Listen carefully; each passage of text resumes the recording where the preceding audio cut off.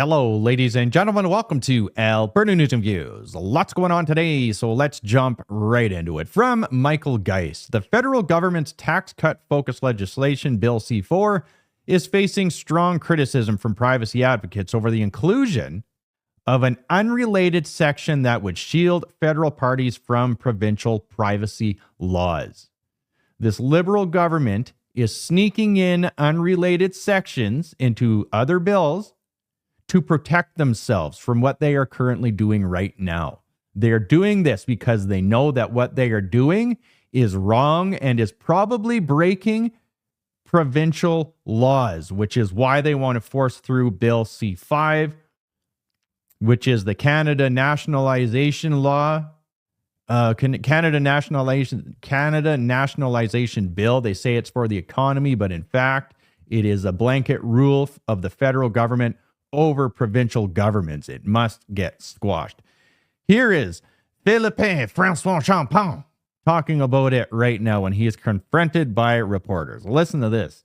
Why did you sneak in provisions in a fourth clause to protect political parties from privacy? Well, I would say it's in the bill, so I don't accept the premise. It's in the bill. It's very public. Has nothing to do with the tax. Well, but it's very public, you know. So why is it in there? Why is it in there? Well, because it's in the bill. Well, why is it in there? And I would say because you want to have a national standard when it comes to that. You don't have to have provincial jurisdiction on every aspect of this. You want to have a federal system that would regulate across the nation, and I'm sure you will have a federal system that will regulate over all of the provinces. That is what he is saying. Canadians understand that. Canadians understand that. No, we don't understand that. It is unrelated. You are protecting yourselves from provinces. You see what he just said? He is sneaking in legislation to protect the federal government because they are going to go after the provinces. Literally what he is saying. Continuing on, British Columbia Ferries selects Chinese state-owned shipyard to build new major vessels. All of a sudden, the elbows up by Canada slogan just isn't cool anymore because it doesn't make them any money. The reality is, Canada manufactures nothing. Productivity is non-existent in this country. Investment has left. So Canadian companies, big companies, are scrambling to stay afloat. No pun intended. BC Ferries. Following a rigorous global procurement process, which included a public request for proposals, bid evaluations, and site visits, China Merchants Industry Weihai Shipyards has been selected to build the 4 new major vessels because it is cheaper. It is the reason why investment has fled. Business and investment has fled Canada at record pace and still does because it is ridiculously expensive to do business in Canada. So much so that Canadian companies are doing business elsewhere, and investment firms are investing elsewhere as well.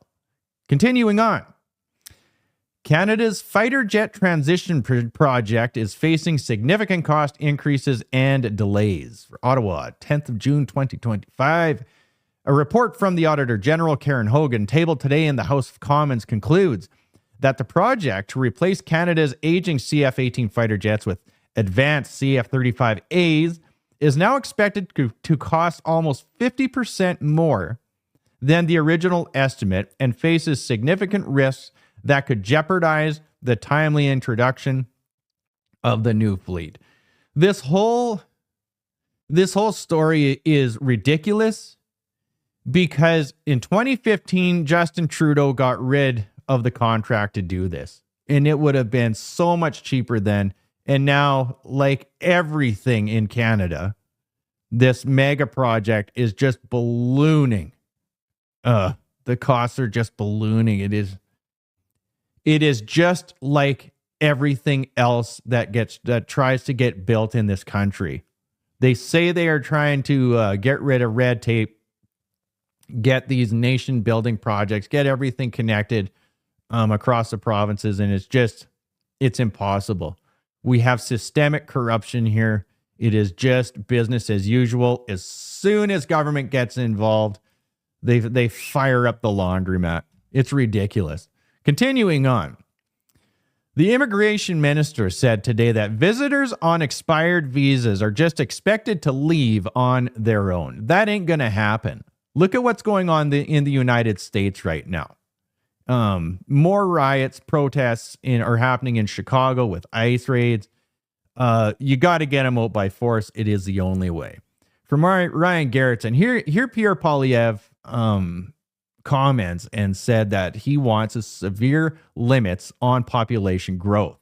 Where was this? Where was this before when we really wanted to hear it 2 months ago? Listen to this.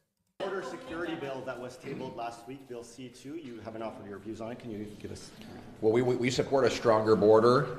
We want severe limits on population growth to reverse the damage the Liberals did to our system.